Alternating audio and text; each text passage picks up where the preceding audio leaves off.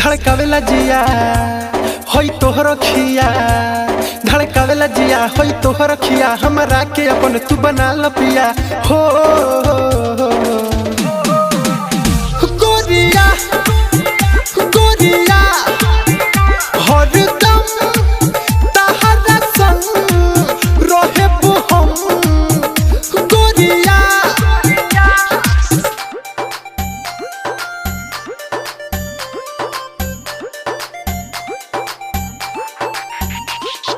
Mixed by Aditya Recording Studio, Gopalganj.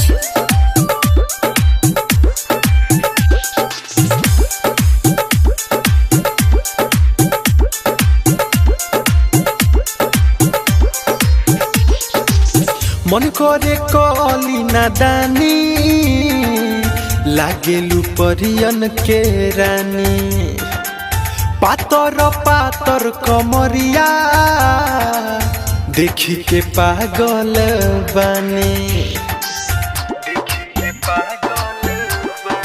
हाँ हाँ मन करे कली नादानी लागेलू परियन के रानी, पातर पातर कमरिया देखी के पागल बानी। लाल लाल गोलिया बकमाल चलिया, लाल लाल गोलिया बकमाल चलिया, हमरा के अपन तू बना ल पिया हो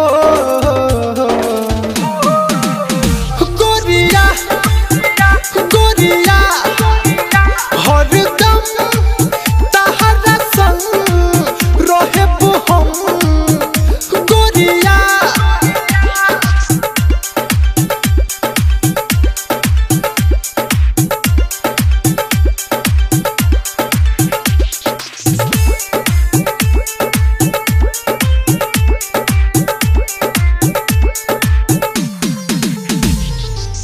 राइटर मनोज मतवाला भी बाड़े तोहरे दीवाना, से सोनाथ दीपकवा से मिलबू कब जाने जाना। हाँ हाँ राइटर मनोज मतवाला भी बाड़े तोहरे दीवाना, से सोनाथ दीपकवा से मिलबू कब जाने जाना। बखरा बहलिया गोली कब दलिया, बखरा बहलिया गोली कब दलिया, हमरा के अपन तू बना ल पिया हो।